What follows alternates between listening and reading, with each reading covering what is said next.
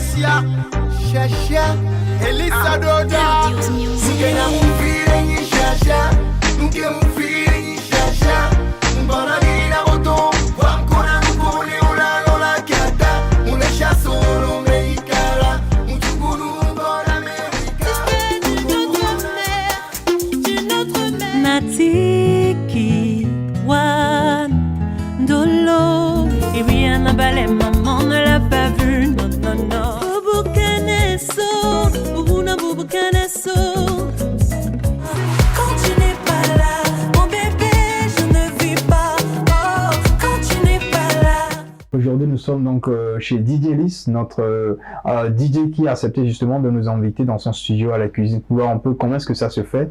On est en interview chez lui. Alors DJ Lys, dites-moi, vous est-il arrivé une fois d'écrire, de composer des chansons pour des artistes qui étaient du moins incapables de pouvoir écrire ou composer des chansons? C'est vrai, vous êtes ce qu'on appelle beatmaker, DJ et tout, mais est-ce que ça vous est arrivé une fois de faire ce travail-là? Oui, plusieurs fois. Puisque, étant dans le domaine, on peut pas s'empêcher d'aider des fois les artistes en difficulté. Oui, oui. Et donc, comme moi aussi, j'avais fait mes premiers pas en tant qu'artiste et que j'ai évolué dans le domaine. On pourrait même dire que vous êtes artiste-compositeur. Oui, artiste-compositeur, arrangeur, beatmaker. Vous avez beaucoup de casquettes. Voilà, on est obligé puisque c'est le travail qui le demande. Qui le demande. Et vous êtes obligé d'aider ces artistes-là à pouvoir le faire. Oui, et logiquement, quand on va dans la même logique, si on peut le dire, quelles sont les difficultés que vous rencontrez dans votre métier? Peut-être des artistes qui sont très difficiles à comprendre, le problème de matériel et tout. Quelles sont les difficultés que vous rencontrez? Ouais, les difficultés qu'on rencontre souvent, c'est, je veux dire, un problème de synchronisation entre les idées de l'artiste et les idées de l'arrangeur.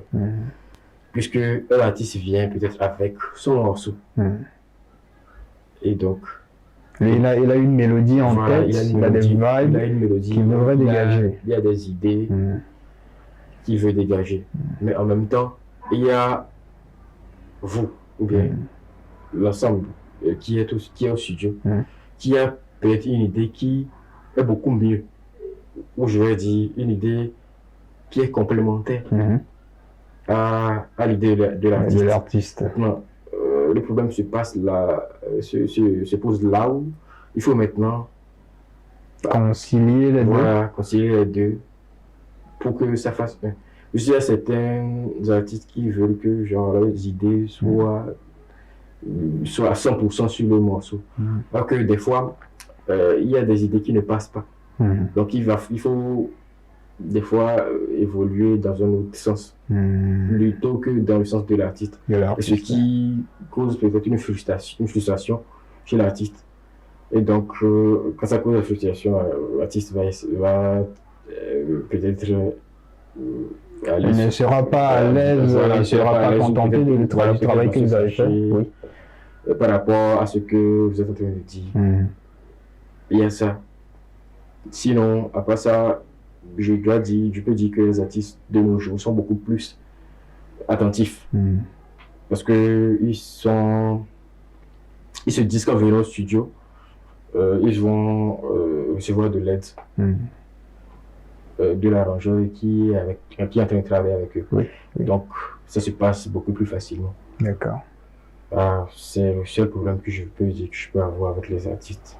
Donc si on comprend bien votre travail, ça exige beaucoup de patience, beaucoup de compréhension envers les gens, être assez relationnel et savoir comment est-ce qu'il faut appréhender tous ces artistes-là qui viennent avec des idées pour faire un tube, si on peut le dire. Parlons maintenant de tube, parlons maintenant de révélation. On sait que DJ Lys a été nominé récemment au All Music Award à Lomé et aussi dans la catégorie meilleur DJ, c'est ça, DJ de l'année dans Beatmaker, à l'événement des Heroes. Quelle a été votre émotion quand vous avez appris que vous êtes donc nominé à ces deux événements? Bon, je vais dire une satisfaction. Une satisfaction parce que pour une fois, ou bien je vais dire pour la première fois, mon talent a été reconnu. Et si déjà des Heroes et All Music Awards me retiennent pour ce genre, pour leur événement, c'est déjà une joie pour moi. Parce que le travail que je fais ici, ça se fait voir que le travail que je fais est un travail minutieux, un travail bien fait. Donc ça fait plaisir. J'espère que ça va continuer. En tout cas, on travaille d'arrache-pied. D'arrache-pied. Pour que ça puisse continuer, pour qu'on puisse aller plus loin que ce qu'on a aujourd'hui. Eh bien, chers téléspectateurs, comme on le dit, faites ton travail dans le silence, le succès se chargera du bruit. Eh bien, c'est ce qui est arrivé justement à DJ Ellis. Il a été donc révélé et nominé à ces deux événements. DJ Ellis aujourd'hui, dites-moi, je vous ai connu en 2009, on se rappelle encore quand on chantait ensemble en 2009, jusqu'en 2013 et 2014. Mais dites-moi, de tout votre parcours jusqu'à aujourd'hui, quel a été le tube, cette chanson, cet artiste qui vous a révélé au monde pour qu'aujourd'hui le monde puisse connaître DJ Ellis? Parce que c'est vrai, à l'époque, DJ Ellis était là, d'accord, mais le public le méconnaissait. Aujourd'hui, DJ Ellis est un peu... Les artistes se sont complémentarisés, si je peux dire. Ouais. Parce que ça n'a pas été le travail d'un seul artiste. Ok. Puisque au départ, déjà en 2013, il y avait Chia Chia qui avait fait... Oui, le tube à l'époque avec Hassan Baze. Mais récemment, je peux dire que le morceau qui m'a, je veux dire, le plus révélé, c'est le morceau de Setlo, Morbileya. Oui. C'est grâce à ce morceau que je peux dire que j'ai été nominé au All Music Award et à des Heroes.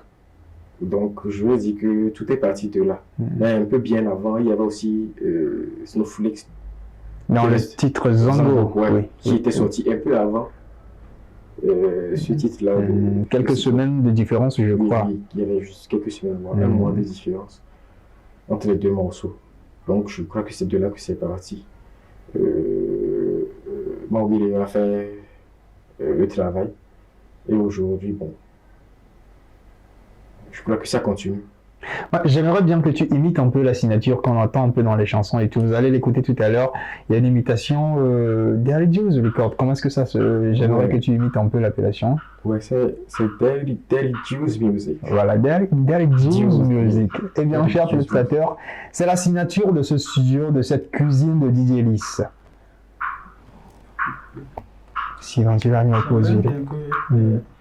La fête justement de la musique dans la musique, comment est-ce que vous concevez cette fête mondiale de la musique, surtout ici au Togo? Comment est-ce que vous l'imaginez et quels sont peut-être les apports que vous aimeriez qu'on ajoute justement à cette célébration pour que ça puisse avantager, que ce soit la touche des artistes et encore les mélomanes et les fans? Super, ok. Ça se voit déjà que c'est une fête. Et donc, je me dis que je conçois la fête de la musique comme un arc-en-ciel de musique, un arc-en-ciel de mélodies, un arc-en-ciel et l'espoir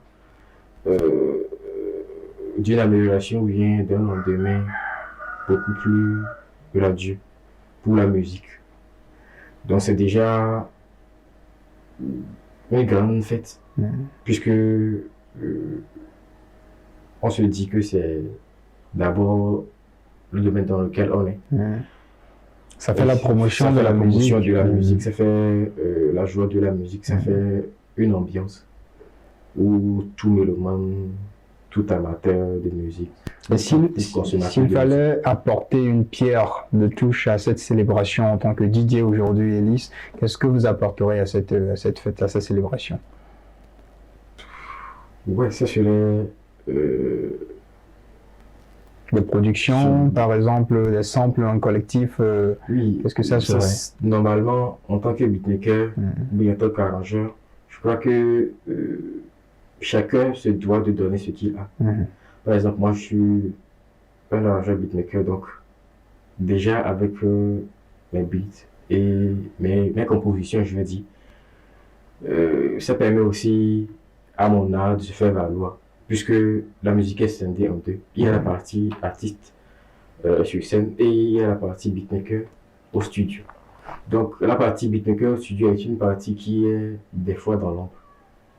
Donc il faut peut-être faire valoir le côté beatmaking, mais le côté composition du son au studio de cette musique-là, puisqu'elle a été longtemps cachée dans nos pays. Certains ne savent même pas que ça existe. Certains croient que c'est juste les artistes qui font leur propre musique. Alors que c'est pas ça. Il y a un tas de personnes juste derrière pour que ça marche. Voilà. Donc, en quelque sorte, voilà. D'accord. Tu vas les transpirer, quoi. Comme vous, aujourd'hui, on parle de Dr. Dre, on parle de philo dans d'autres pays, enfin, je vais pas citer trop de noms, mais vous, en tant que DJ Ellis, est-ce un don, est-ce un talent, ou encore vous êtes allé à une école de formation pour arriver là où vous êtes aujourd'hui? Ouais, tout d'abord, on sait qu'il n'y a pas vraiment d'école d'ingénierie de son à Lomé, enfin au Togo ici. Donc, moi je veux dire que au début c'était juste un feeling, c'est-à-dire genre j'avais envie de faire quelque chose, que j'ai découvert ces logiciels-là, ou bien ces façons-là de faire des beats. Donc, c'était plutôt une envie pour moi de créer quelque chose, de donner une autre image de moi par rapport à ce que les gens connaissent. Donc, c'était aussi un peu mon coin à moi de réserve, genre là où je pouvais me retrouver moi aussi. Donc, un don, peut-être que ça c'est Dieu qui donne, mais je dis plutôt que c'est une envie qui est venue. C'est un feeling. C'est un feeling. Oui. Si c'est pas si c'était un don, je l'aurais fait dès le bas âge et tout. Natiki, Wan, Dolo, Iriana Balema.